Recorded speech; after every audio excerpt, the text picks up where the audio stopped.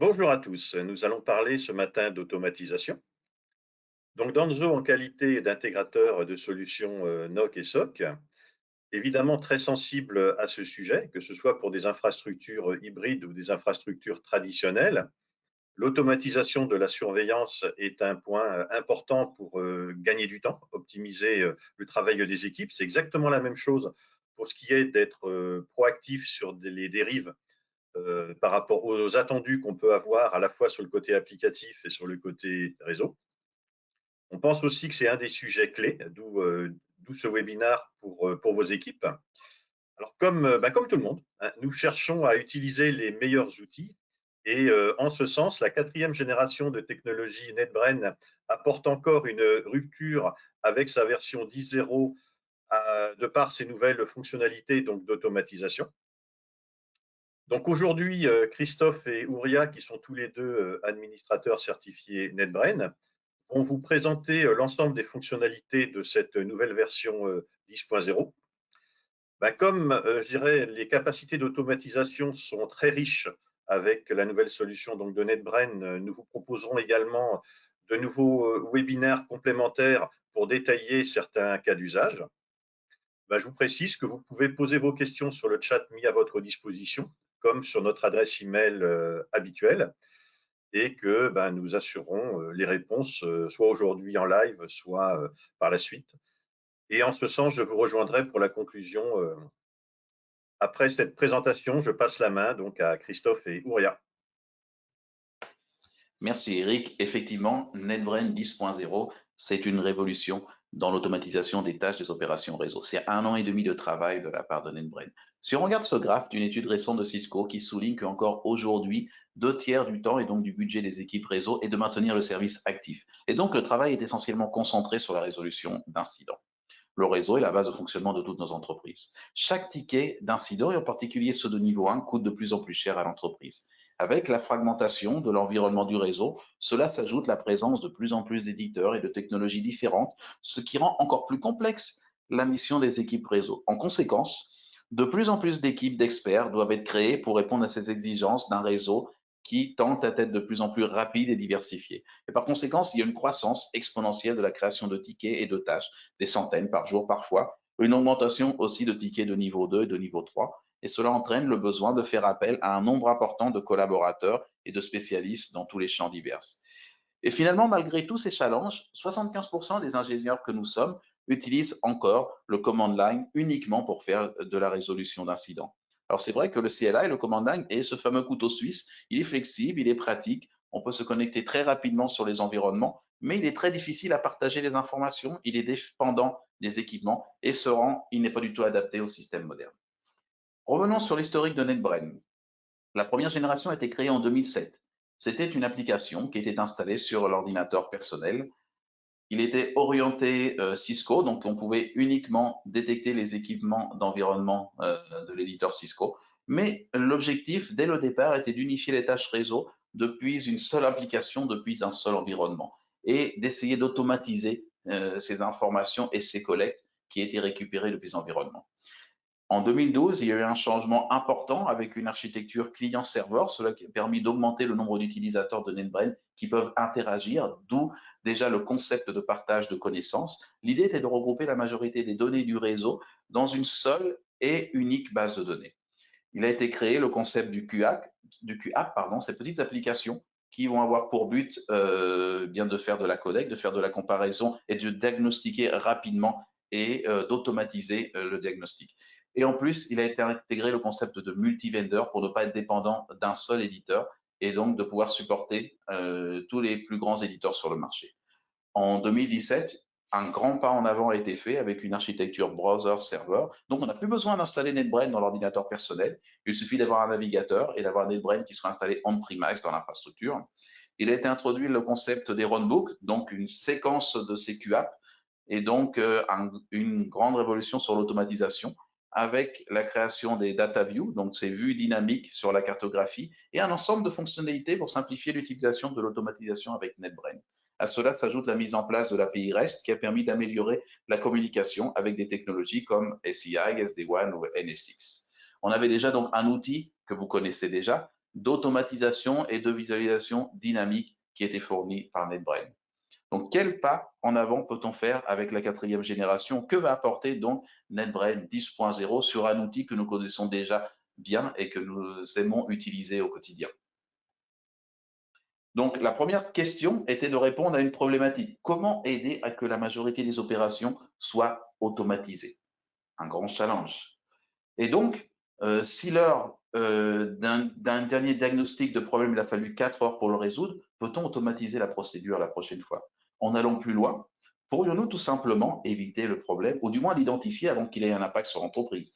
Car c'est ici toute la finalité. De plus, peut-on faire cela sur un réseau hybride? C'est-à-dire en plus du LAN, du WAN et de notre data center, il faut tenir compte bien, des SD-WAN et aujourd'hui, il faut tenir compte jusqu'au cloud. Et finalement, peut-on en faire pour tout type de problème?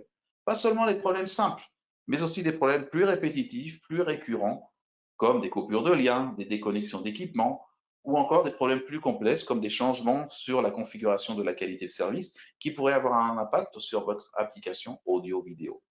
Donc, ce sont tous ces points qui étaient considérés pour la création de NetBrain 10.0.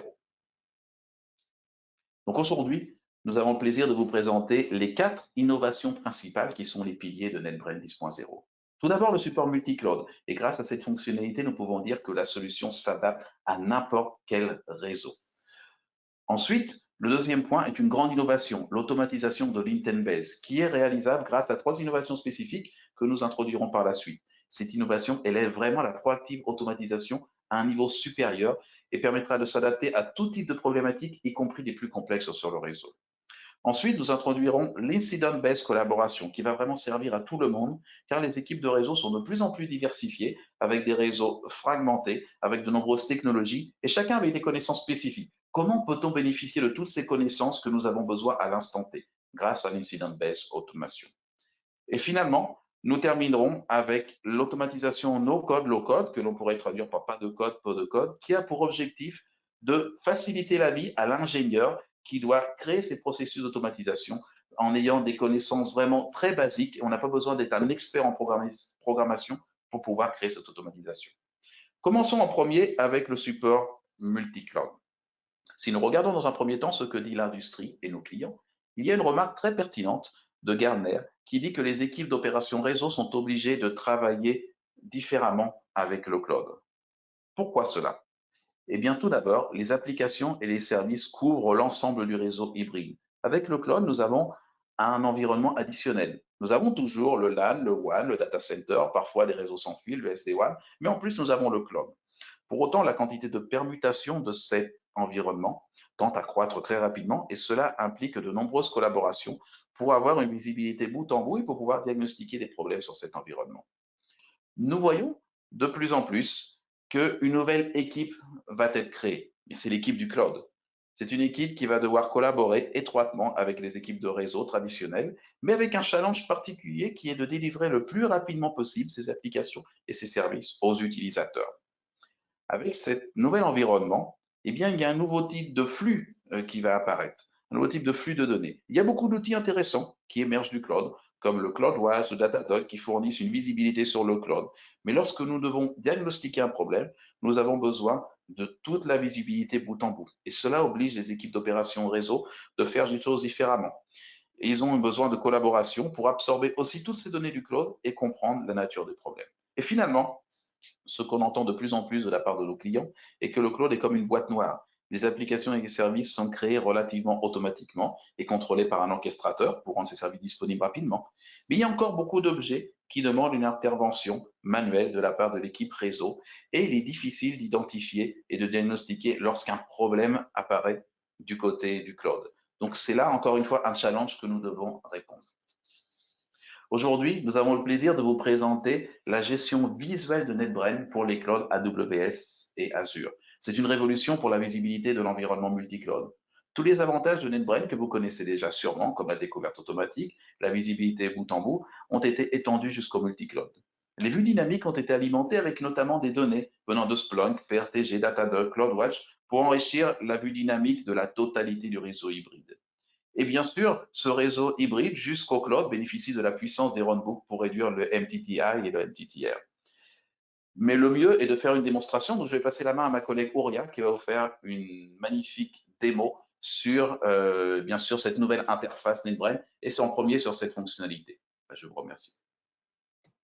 Merci Christophe pour cette présentation. Donc là, on est sur la plateforme de NetBrain version 10, donc qui supporte les networks traditionnels et aussi les SD-WAN. On a aussi supporte les data centers traditionnels.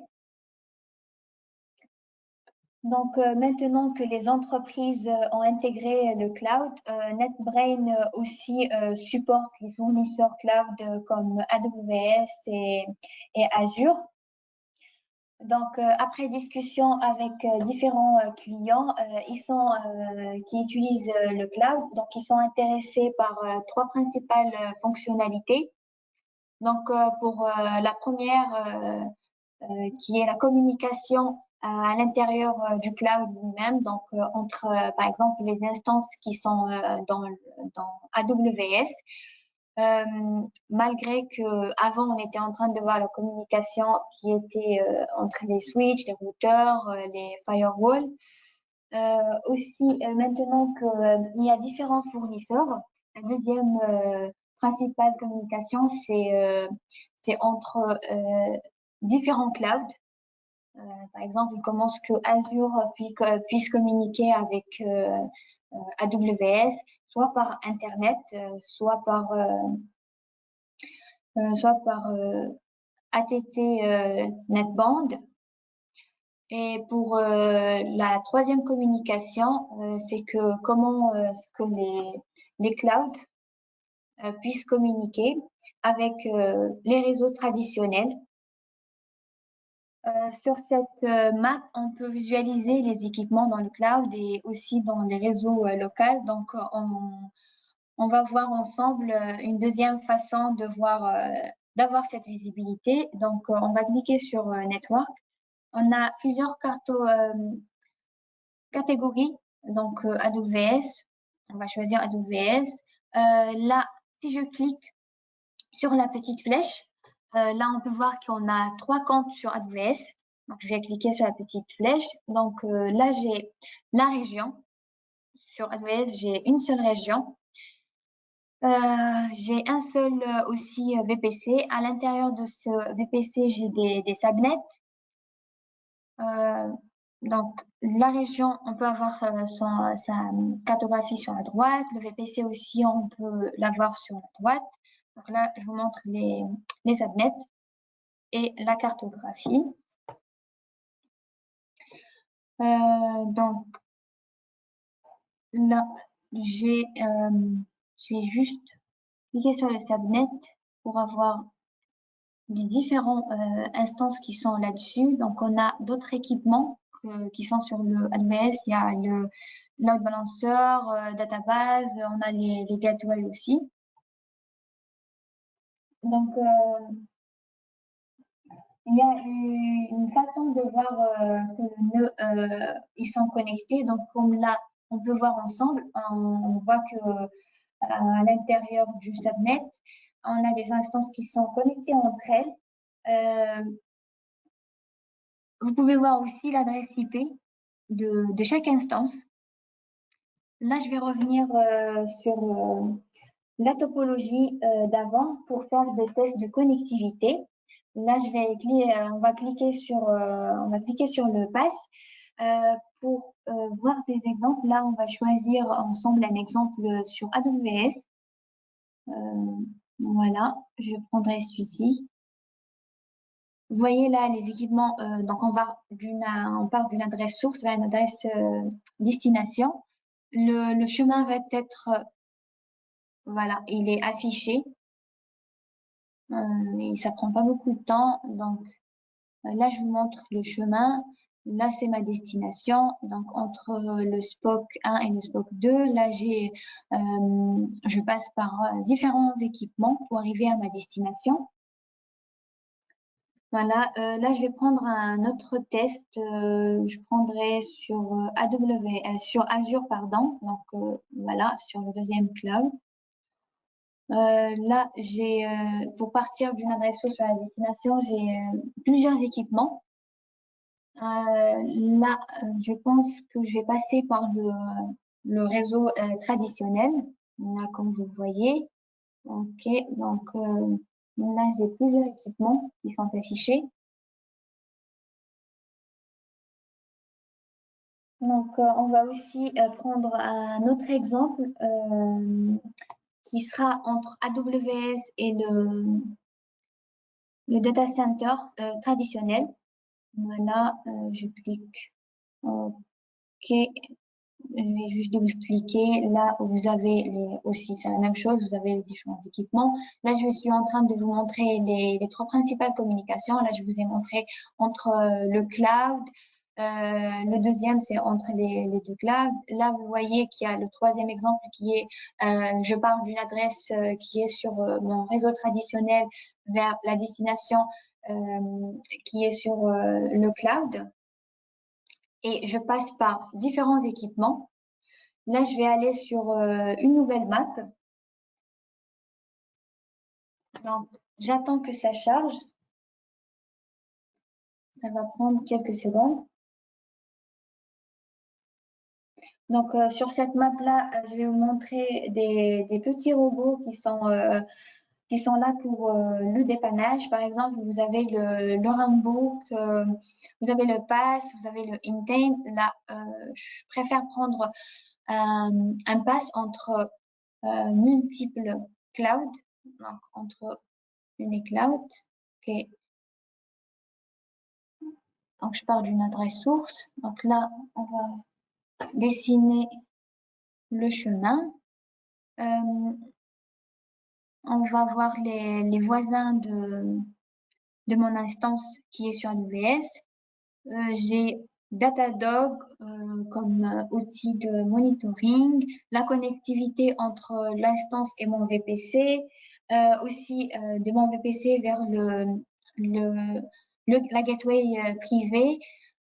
Je passe par le réseau local pour aller vers Azure. Donc là, la connexion entre les deux clouds se passe par le VPN. Donc là, c'est les DataView, Rambook, le Intane. Là, je vais choisir le DataView pour le troubleshooting. On va choisir celui-ci. Donc, ça sera le CloudWatch. Donc, c'est pour avoir plus de données sur la CPU, la RAM aussi, pardon.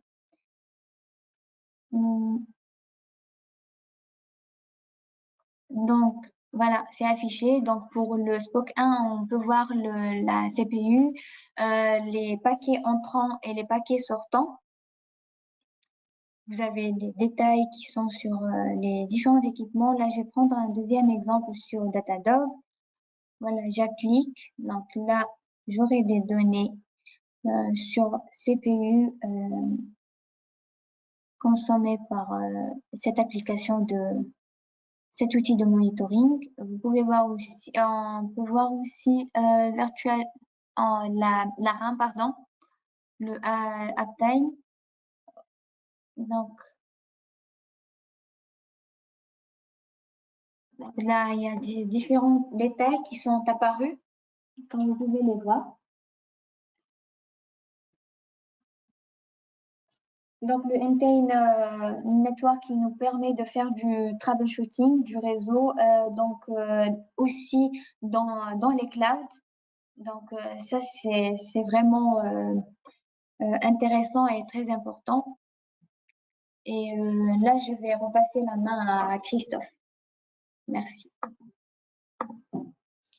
Merci Auria. Effectivement, c'est une très bonne démo et je crois que tout le monde a bien vu et bien compris quel est l'apport de la gestion visuelle du cloud AWS et Azure grâce à NetBrain 10.0. Je suis sûr que nos clients et partenaires vont avoir envie de l'utiliser très bientôt. Regardons maintenant la deuxième innovation, qui est l'Intent-Based Automation ou l'automatisation des réseaux basés sur l'intention en français. comme déjà introduit, c'est réellement une grande innovation dans la résolution de tout type d'incident. C'est d'ailleurs le sujet que, Danso, nous avons choisi pour notre prochain webinaire en traitant un cas d'étude afin de comprendre ce qui révolutionne cette innovation dans la résolution de tout type d'incident. Revenons un petit peu sur la théorie. Tout le monde connaît le modèle OSI et les couches 1 et 2 qui sont en relation avec le niveau physique. Grossièrement parlant, c'est un ensemble de dispositifs physiques, des routeurs, des switches et des câbles de tout type pour les connecter entre eux, dans le but de créer la topologie nécessaire pour rendre opérationnelles les couches qui sont au-dessus, et en particulier, justement, la couche applicative. Les applications, eh bien, c'est le résultat final que les utilisateurs, les clients et les partenaires vont utiliser comme outils et services pour un objectif commercial. Tout le monde sait bien et connaît la partie applicative, mais tout le monde sait aussi que entre les deux, c'est là que la magie opère et c'est là que les ingénieurs réseau au cœur du système travaillent jour et nuit pour mettre en place les fonctionnalités réseau, pour transporter l'intensité des demandes applicatives et finalement pour faire la traduction entre la couche matérielle et la couche applicative. C'est là qu'intervient par exemple MBGP, QoS, Multicast, Firewall ACL, VRFP, VPN ou encore le load balancing. Le but étant de satisfaire les services réseau comme l'accessibilité, la latence, les débits, les performances, etc. Et finalement, tout cela pour assurer le service des applications qui sont fournies aux utilisateurs. Eh bien, c'est exactement cela qu'on appelle le réseau basé sur l'intention ou l'intent-based networking en anglais. Nous voyons dans l'industrie aujourd'hui qu'il y a beaucoup d'outils pour aider à la surveillance et au diagnostic des dispositifs, en monitorant la CPU, la mémoire ou tout autre point plus ou moins critique pour notifier si quelque chose d'anormal apparaît sur la couche physique. Et maintenant, avec l'évolution de l'APM, l'Application Performance Monitoring, il y a une surveillance du point de vue de l'utilisateur avec l'implémentation d'agents dans nos réseaux, nos applications, dans notre écosystème IT et ainsi permet de surveiller les résultats finaux qui sont des applications. Mais qu'en est-il des choses au milieu? Ici, dont opère la magie grâce au travail des ingénieurs pour offrir le meilleur service. Comment peut-on commencer à valider ces importantes intentions sur ces importants dispositifs? Et comment peut-on diagnostiquer et prévoir quelle intention, quel conflit peut engendrer un problème et comment le notifier? Pour comprendre le concept, NetBrain a pris une approche différente, en considérant que chaque dispositif entraîne avec lui un cordon d'intention. C'est comme l'ADN du réseau, et c'est cet ADN qu'on essaye de mettre en place dans le réseau. Et chaque dispositif porte sur lui un morceau de l'ADN. On travaille ensemble pour implémenter la QoS, Multicast, Failover, etc., individuellement sur chaque dispositif. Et pour autant, pour 1000 dispositifs que l'on gère, il y a 10 000 intentions. Et ici, nous retrouvons des choses que nous connaissons déjà, que nous manipulons sur le réseau, comme le Next Hop IP, le AA Authentification, MTU, Outbound QoS Policy pour la voix sur IP, les filtres de sécurité, le ASRP, les compteurs d'erreurs sur les interfaces WAN. Ce sont toutes ces choses que l'on essaye de mettre en place pour satisfaire les services du débit, des performances, des latences, pour servir finalement les applications. Donc, comment peut-on valider toutes ces intentions? C'est là un des grands challenges que NetBrain 10.0 a voulu répondre. Pour cela, eh bien, nous allons introduire un concept nouveau, un concept différent, qui est le concept du moniteur adaptatif. Nous avons tous des boîtes de jeux dans notre réseau. Et lorsque quelque chose se passe mal, eh bien, en regardant, en ouvrant nos boîtes, on sait pourquoi. Eh bien, c'est ce concept qui a été créé, qui a été mis en place en l'automatisant dans NetBrain 10.0. Prenons l'exemple d'un changement sur le réseau. Le moniteur adaptatif est capable de dire qu'il y a eu un changement de configuration et on peut aller plus en profondeur avec un deuxième palier, un deuxième niveau de granularité afin d'identifier sur quelle technologie ce changement a eu lieu. Dans cet exemple, on voit que c'est un changement de configuration BGP qui a changé. Il y a en conséquence un certain nombre de choses que l'ingénieur réseau doit valider. On peut réviser, par exemple, un couple R1-R2 sur un lien WAN et dans ce cas, vérifier si le lien ACL est symétrique ou non. Cela pourrait justifier un problème reporté. Il pourrait être intéressant de vérifier les compteurs BGP Neighbor, car si j'ai récupéré un nouveau voisin et donc incrémenté le compteur, il y a une nouvelle route qui est créée et cela peut avoir un impact sur les performances et l'accessibilité de mon application. On pourrait aussi vérifier le BGP status, par exemple. Toutes ces choses sont des vérifications typiques qui devraient être validées tous les jours. Et vous le savez autant que moi que ce n'est pas si trivial. de vérifier sur tous les dispositifs, sur toutes les applications, tout simplement à cause de la quantité d'équipements et la diversité du réseau. C'est pour ça que nous avons le plaisir d'introduire aujourd'hui NetBrain Intent Automation avec 3 innovations clés pour rendre le service opérationnel. En premier, le module Network Intent pour aider à définir jusqu'à la plus complexe intention. Le second, c'est l'automatisation adaptative capable de réviser l'architecture complète et valider la factibilité de ces 10 000 intentions. Finalement, comment amener toute cette information pour que les ingénieurs puissent accéder à l'instant T à ces automatisations et pouvoir trouver rapidement le diagnostic. Donc, je vais repasser la main à Auria, parce qu'encore une fois, la démonstration est bien mieux que le discours, et elle va nous présenter justement cette extraordinaire fonctionnalité. Donc Auria, c'est à toi, je te passe la main. Donc, merci. En effet, dans les entreprises, ils ont des best practices à appliquer quand il y a un problème. Donc, dans la version 10 de NetBrain, ils ont pris ces best practices pour créer ce qu'on appelle un playbook. Donc, avec ce playbook, on peut faire du troubleshooting. Là, ce que je suis en train de vous montrer, c'est l'arbre de décision avec 3 process. Donc, on a les probes qui ont comme but de regarder les anomalies ou les incidents potentiels, donc s'il y a des changements potentiels dans le réseau. Là, on voit le check ACL symétrie, s'il y a des changements dans la table de routage ou pas. Aussi, si on utilise des runbooks, là, vous voyez ce qu'il y a comme sortie. Donc, ce qui est là, la légende, vous avez la signification pardon, de chaque icône. Pour info, il y a ce qui est intéressant dans la version 10 de NetBrain, qu'elle peut s'interfacer avec des outils tierces comme ServiceNow, Splunk. Tout ça se fait en background, sans intervention d'être humain, complètement automatiquement. Donc là, ce qu'on remarque ici, qui est souligné en rouge, c'est parce que la sonde a détecté un potentiel problème. Donc là, on va voir qu'il y a des problèmes de symétrie potentielle, des problèmes qu'il y a des changements. On va voir les dates. Donc là, effectivement, on voit quelque chose qui a été changé. On va cliquer sur le Network Intent. Là, je vais cliquer. On voit ici entre deux routeurs, le BOS R1 et le BOS R2, les tables de routage ne sont pas symétriques. Donc, ce qui signifie que le routage n'est pas stable, qu'il y a une supposition de problème. Donc, on pense là, probablement, il y aura un incident. C'est un exemple très connu et maintenant qu'on connaît la root cause, c'est plus facile de corriger et c'est plus facile d'avoir des idées sur ce problème pour pouvoir le corriger. Donc, on regarde maintenant la deuxième branche. Donc, voilà, on clique. Donc, on peut voir toute la table de routage et on observe nos changements soulignés en rouge. Voilà.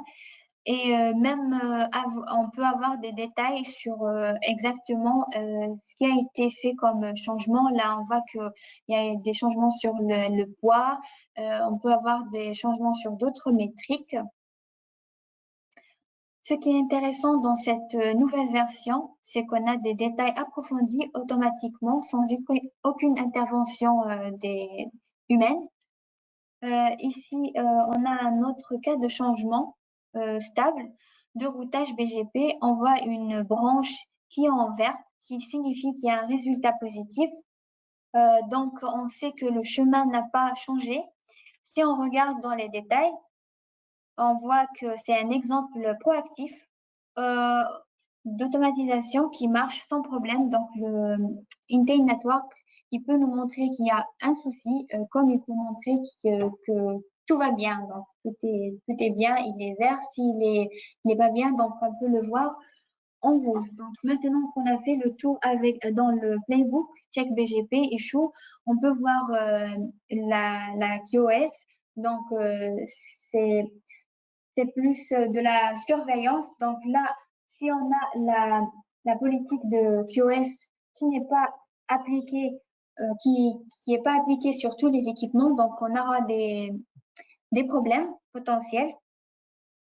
Donc là, ce qui peut provoquer un incident de performance, par exemple des pertes de paquets lorsque le réseau est saturé. En vert, il n'y a pas de souci. Donc, je reviens dans BGP issue. Donc, le Network Intent, il permet de faire de la prévention et de déduire la route cause pour faciliter le troubleshooting du réseau. Merci. Merci Rouya, c'est vraiment très intéressant toutes ces choses qui se passent en back-end et commencent à se valider avant que les ingénieurs prennent la main dessus. NetBrain continue dans sa mission de fournir le plus d'informations possible à l'utilisateur bien avant la création du ticket et c'est donc une aide importante au diagnostic. Alors, regardons maintenant notre troisième innovation clé qui est l'incident baisse collaboration. Et cela nous permet d'aborder le troisième objectif fort de NetBrain 10.0 qui est de fournir le plus d'informations possible et rendre l'automatisation accessible à tout type de personnes. Commençons par écouter ce que dit l'industrie et nos clients. Et la norme tend vers la création de silos, de groupes d'opérations réseau qui limitent l'alignement des fonctions transversales. On voit effectivement que beaucoup de nouvelles équipes créées pour répondre aux attentes des nouvelles technologies ou des nouveaux environnements ont du mal à collaborer avec les traditionnelles équipes d'opération et de sécurité. Et cela ralentit évidemment la résolution d'incidents. Donc, un des premiers challenges à résoudre est d'avoir plus d'interconnexion entre ces équipes et donc on améliorera l'efficacité dans la résolution d'incidents. À cela s'ajoute que beaucoup de suivis d'incidents aujourd'hui manquent d'informations spécifiques au réseau, comme la topologie ou comme un diagnostic détaillé, et cela permettrait de transférer plus facilement ces informations à d'autres équipes. D'ailleurs, souvent, lorsqu'on entend parler nos clients, ils nous commentent que dès qu'ils ont besoin de transmettre un problème, eh bien, ils prennent des notes sur une feuille de papier, ensuite ils appellent le support niveau 1 et ils essayent d'expliquer au téléphone quel est le contenu de l'incident. On rencontre aussi la difficulté dans la production de documents de résultats pour que le support de niveau 2 sache les tests et donc les conclusions du niveau 1. Et souvent, les équipes réseau niveau 2, niveau 3 répètent les tests et font les mêmes analyses qui ont déjà été réalisées au niveau 1. Comment peut-on rendre utile cette information qui est déjà là pour accélérer et réduire le temps de résolution de l'incident? Encore une fois, c'est un challenge qui est difficile à réaliser, mais qui est réalisable. Et finalement, cette expertise additionnelle d'autres équipes qui est souvent nécessaire pour résoudre des problèmes plus complexes. Comment peut-on apporter cette expertise et cette connaissance au moment de la résolution du problème à l'instant T, sans avoir à appeler tout le temps ces équipes expertes? Donc aujourd'hui, nous voulons vous présenter l'incident baisse collaboration. Et le concept, par la création de tout type de tickets, que ce soit pour un changement, pour un problème, n'importe quelle tâche réseau et qui crée un incident dans NetBrain. Et cet incident va avoir 3 outils pour diagnostiquer et réduire la résolution. Tout d'abord, le panneau d'incident, qui est une augmentation de la vue de NetBrain que vous connaissez sûrement déjà, auquel s'est rajouté le partage de données et un système de messagerie pour améliorer la collaboration entre les différentes équipes et améliorer l'identification de la cause de l'incident. Ensuite, il y a le portail d'incident, qui a vraiment été créé pour les équipes qui ne sont pas les équipes réseau, en leur offrant une réelle visibilité sur la résolution de l'incident pour que les équipes de sécurité, les équipes d'application ou même les utilisateurs puissent voir en toute transparence quelle est l'avancée sur la résolution de l'incident. Et finalement, le Smart CLI. Nous avons encore besoin aujourd'hui d'accéder à toutes ces commandes en ligne, notre fameux couteau suisse d'ingénieur, pour récupérer les résultats, pour consulter les configurations, pour faire éventuellement des changements. NetBrain offre la possibilité de publier directement les résultats de ces commandes dans le panneau d'incident ou dans le portail d'incident. Entre ces 3 outils, nous allons partager la carte, nous allons synchroniser les messages et aussi nous allons partager les données. Donc, c'est un outil vraiment très complet dans la résolution d'incidents. Donc, je vais repasser la main à Auria qui va nous présenter cette innovation sur un cas d'étude très précis. Je vous remercie. Si vous êtes inquiet, vous avez des incidents dans votre environnement avec NetBrain, donc cliquez juste là. pour voir les différentes anomalies et suivre les problèmes pour diagnostiquer en profondeur. Donc, on va choisir un problème. Je vais choisir le premier. J'attends que la map se charge. Quelques secondes. OK, on voit le message Everything is down. Donc, il y a des problèmes au niveau de l'environnement. Je vais me joindre à l'équipe pour troubleshooter l'incident. Maintenant, on voit sur la map, il y a différents équipements. Il y a plusieurs équipements. Donc, notre premier réflexe, ça sera de créer un runbook pour la vérification de l'état de santé général du réseau. Donc, les paramètres, on mettrait 15 secondes. Donc, ce sera une fréquence de 15 secondes. Les autres paramètres, je ne vais pas changer. Je clique sur le Run. On attend que les données apparaissent sur la cartographie dynamique. Une fois qu'on a les données, on pourra partager les résultats avec la map avec toute l'équipe. Donc, tiens, les résultats s'affichent. On constate que les composants sont en vert, ce qui signifie qu'ils marchent bien. On a aussi les diagnostics qui apparaissent. On peut donc maintenant partager ces résultats avec toute l'équipe. Voilà. On va choisir le runbook qu'on a créé juste avant. On va laisser un message à nos collègues, à l'équipe pour pouvoir avoir une idée de quel runbook on a lancé. Voilà. Donc avant, c'était avec des téléphones qu'on partageait l'information. Donc si on parlait avec plusieurs personnes, on n'aura aucune traçabilité. Ça sera très difficile d'isoler le problème. Par contre, comme vous voyez là, on a des messages, ce qui facilite l'échange et aussi ça nous permet de garder une traçabilité. Donc avec NetBrain, on a aussi la map qui est dynamique. Donc, on peut ouvrir et fermer les onglets comme on veut. Là, on a un collègue qui nous partage, qui a lancé les CAD. Donc, on voit ensemble les résultats de ces tests. On va voir le show interface du routeur, donc, que notre collègue a lancé. Donc, on continue de troubleshooter le problème pour trouver la root cause et l'envoyer aux ingénieurs qui peuvent le résoudre. Par exemple, ce sera l'équipe sécurité ou par exemple l'équipe cloud. Donc, pour les utilisateurs de NetBrain, on a un portail d'incidents commun. Je vais aller cliquer sur l'URL sur lequel on a les messages que l'équipe a échangés qui sont sur la droite, comme vous voyez juste là. Donc, sur la cartographie dynamique, on a la possibilité d'écrire aussi des commentaires et de laisser des notes à d'autres ingénieurs pour qu'ils puissent suivre l'incident. Donc, cette ergonomie est vraiment pratique pour donner du sens à l'enchaînement du troubleshooting et se tenir informé aussi. Donc, NetBrain nous permet de faire de l'automatisation via des runbooks. Mais au-delà de ça,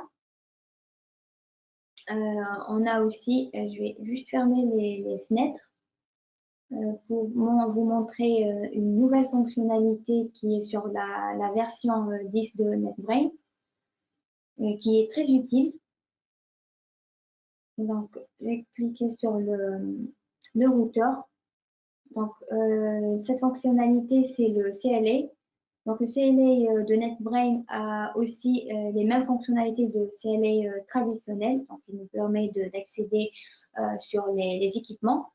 Je vais me connecter sur mon équipement que je souhaite. Là, je vais me connecter sur le routeur. OK. Donc, vous entrez vos identifiants et vous pourrez vous connecter. Donc, voilà. Donc,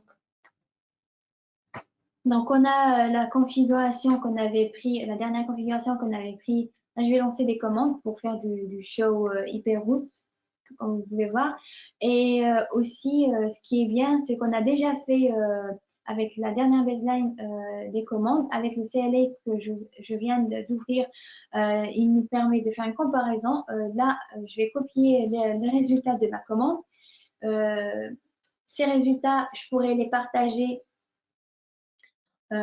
sur la map. Je pourrais aussi créer des runbooks avec.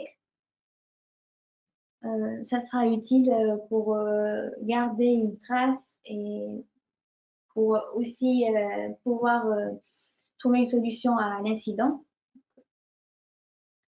Là, je fais l'enregistrement, je vais le poster.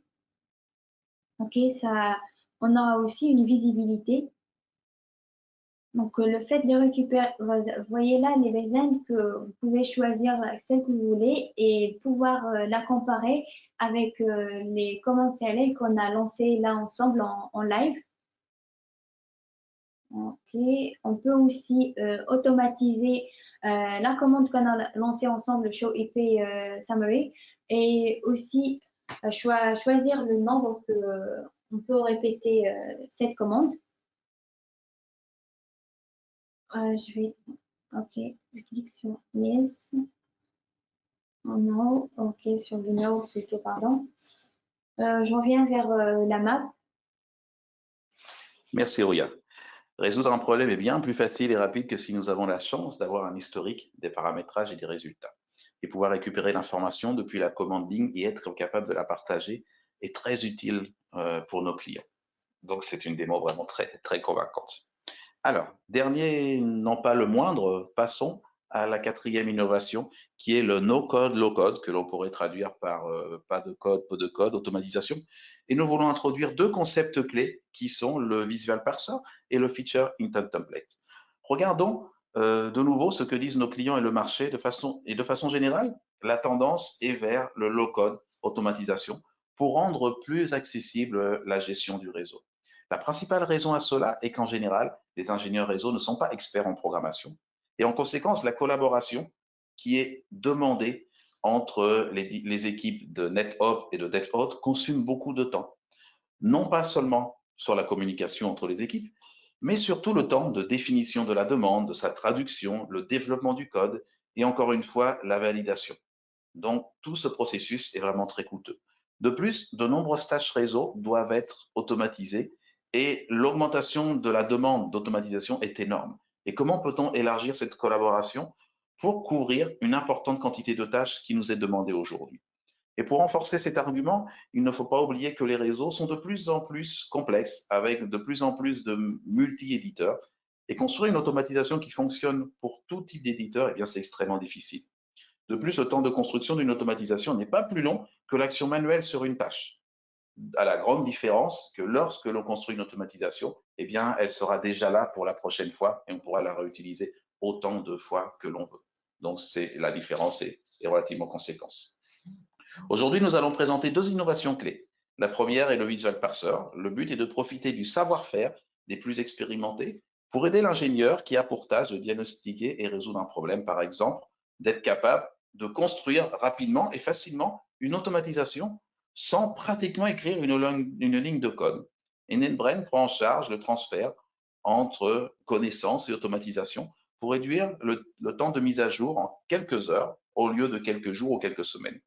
Et finalement, le Feature Intent Template, pour fournir un exemple qui va permettre de guider dans l'automatisation low-code. Et à travers ce processus, nous construisons tous les piliers de l'automatisation de NetBrain à partir des configurations finalement qui viennent des commandes là et nous alimentons des Network Intent, des Runbooks, des Data View et toutes ces fonctionnalités que vous connaissez parfaitement bien. Donc, pour une dernière fois, je vais passer le relais à Auria qui va nous faire la démonstration sur cette, comme je disais, dernière mais pas moindre fonctionnalité. Donc, Auria, c'est à toi maintenant. Ok, pour comprendre le rôle du parseur, on va supposer qu'on est dans un contexte de troubleshooting. Sur une interface, on va s'intéresser à ces KPI. Donc, on commence par créer un runbook. On sélectionne le robot CLA, sur lequel on exécute une commande, le show interface. Toutefois, cette commande va générer beaucoup d'informations. Donc, on va attendre le temps que ça s'affiche, ces informations. Voilà, comme vous pouvez voir, elle a beaucoup d'informations. Alors que nous, on veut voir quelques informations en particulier. C'est pour ça qu'on va créer un parseur, donc qui va parser l'état des interfaces, les MTU. Donc là, je vais créer un parseur, ok, nouveau, le temps que l'interface se charge. Donc, voilà.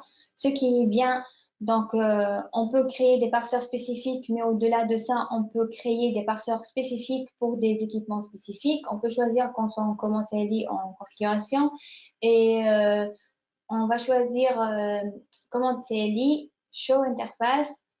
Là, il va vous proposer de choisir un équipement. Donc, dans notre contexte de troubleshooting, je vais trouver le routeur. Voilà, il est là. Je prends mon routeur. J'attends que les résultats s'affichent. Donc, les résultats, comme on disait, il y a beaucoup de résultats qui sont là.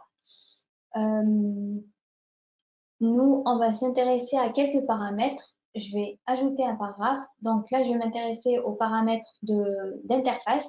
Donc, c'est le statut de mon interface. Et je vais écrire interface. OK, son statut. Là, on peut voir en bas qu'on a les résultats de l'interface. Par exemple, vous avez le Ethernet 00 qui est en app.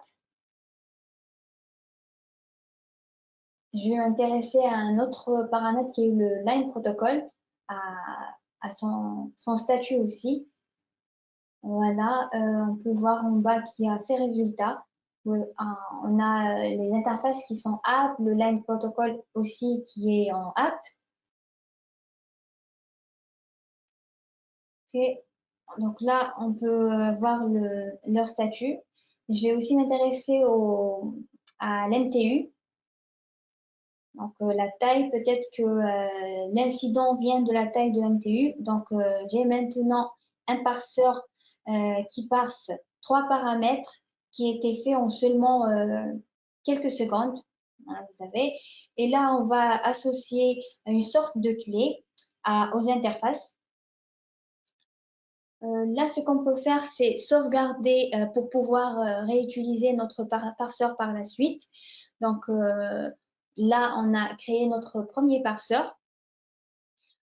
Donc, on va revenir à notre cartographie. Je vais attendre quelques secondes que ça s'affiche. OK. Ce qu'on va faire, maintenant que ça s'affiche, voilà, ça c'est fait. On va réexécuter notre commande qu'on a exécutée juste avant, c'était le show interface. Là, ça va se lancer. La deuxième exécution. OK.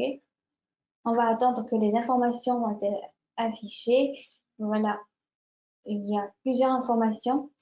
Je vais trouver mon parseur qu'on a créé juste avant. Donc, on peut voir que les informations, elles sont soulignées, celles qu'on a extraites avec notre parseur.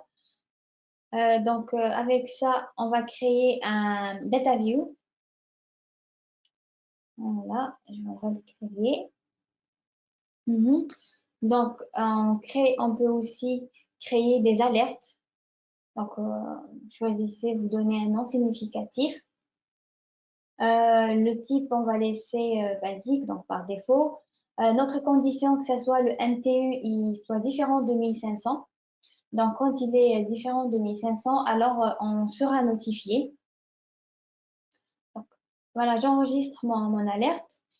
Donc, avec NetBrain, on peut créer des parseurs et des data views et aussi des alertes. Donc, j'espère que j'ai été claire. Je vais passer la parole à Christophe. Génial, merci Orias, c'est vraiment très puissant. Nous espérons que le visual parser va quitter cette appréhension des ingénieurs réseau au moment de créer les parseurs. C'est une véritable plateforme d'automatisation. Donc aujourd'hui, nous avons eu le temps de parler seulement de 4 innovations majeures dans NetBrain 10.0, mais en réalité, il y a des centaines d'autres améliorations dans NetBrain 10.0. Depuis l'intégration de Splunk, des améliorations en matière de runbook, de vue dynamique sur les DVT, le renforcement en matière de sécurité. De plus, une importante étude a été faite avec des clients pour renforcer à leur demande la partie administrative. Nous sommes donc impatients que tout le monde puisse découvrir cette monumentale release et profiter de toutes ces nouvelles fonctionnalités. Finalement, pour répondre à la question initiale, que va apporter de plus NetBrain 10.0 à un outil que l'on connaît déjà, que l'on aime et que l'on apprécie? Eh bien, le mot-clé est la proactive automatisation. Comment peut-on capturer le problème avant qu'il ait un impact sur l'entreprise? Et cela à travers un réseau complètement hybride et multi-cloud. Et nous devons aussi nous réinventer et savoir s'adapter à des architectures distribuées et évolutives et ainsi surveiller non seulement 1000 dispositifs, mais aussi 10 000 intentions réseau. Donc c'est ainsi que nous allons conclure ce webinaire, mais c'est seulement le début du voyage. Si vous êtes déjà client, vous pouvez demander une actualisation qui est déjà en ligne sur le site de NetBrain. Je vous recommande de consulter la page web de NetBrain. Il y a beaucoup d'informations sur la nouvelle release et vous pouvez aussi demander une démo. Et nous aurons le plaisir chez Danso, en tant que partenaire et intégrateur NetBrain, de vous faire découvrir NetBrain et cette nouvelle release. Je vous remercie à tous. Merci Auria pour ces fantastiques démonstrations. Et je te repasse la main, Eric. Au revoir. Merci Christophe et Auria pour cette brillante synthèse des nouvelles fonctionnalités de l'offre NetBrain 10.0. Je suppose que vous avez beaucoup de questions sur les capacités d'automatisation que l'on peut mettre en place autour de l'outil. Donc, comme d'habitude, nous prenons en compte toutes vos questions via le chat de notre environnement GoToMeeting. Vous pouvez également nous envoyer en parallèle ou à froid des questions complémentaires sur notre email info@danzo.fr et nous vous répondrons sur vos emails d'accès.